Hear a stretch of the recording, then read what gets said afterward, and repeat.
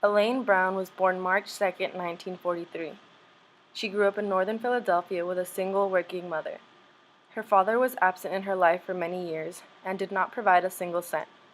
Despite their circumstances and extreme poverty, Elaine Brown's mother worked hard to provide Elaine with everything she needed. She made sure she attended private school, got music lessons, and even bought her nice clothing.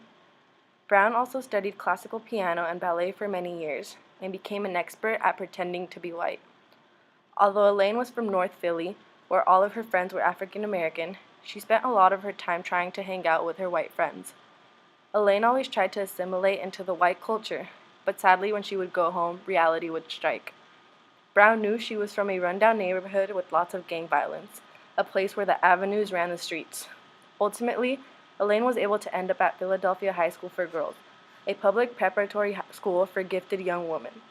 In high school, she continued to view the usual pattern. She was one of the very few girls of color. After graduating from Girls High, Elaine Brown enrolled at Temple University in Philadelphia, Pennsylvania. She was one of the very few people of color at the university, but nevertheless, she was able to build a good name for herself there despite the obvious prejudice. She continued to struggle identifying herself and spent a lot of time abusing the attention of the many suitors that pursued her. After a year at Temple, she decided to leave and head west to California, telling her close friends and family that she was leaving to try her hand at being a professional songwriter.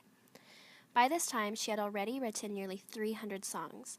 At 22 years old, she left her life in Philadelphia and New York and flew to Los Angeles and spent almost her entire savings to rent an apartment in Hollywood. She struggled to earn a living, but she started to make a decent living at a strip club. During one of her shifts at the strip club, she met Frank Sinatra and his friend Jay Kennedy.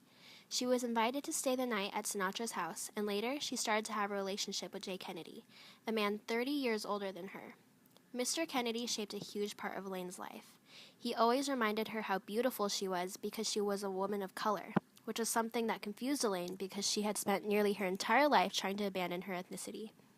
He encouraged her to be proud of her heritage and to participate in civil rights activism.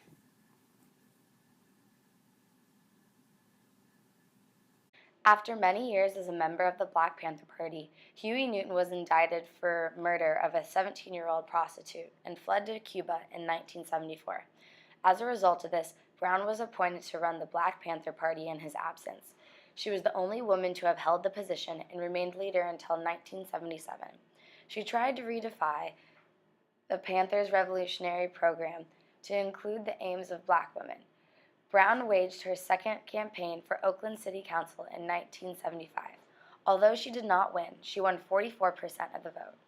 When Newton returned from Cuba, the hostility towards women in the party increased rapidly and eventually led to Brown leaving the party in Oakland in 1977.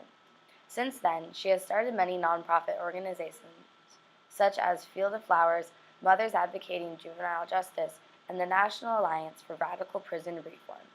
Brown announced her candidacy for the Green Party nomination for President of the United States in 2007. She was eventually removed from the ballot because her residency in Brunswick, Georgia was not fully established.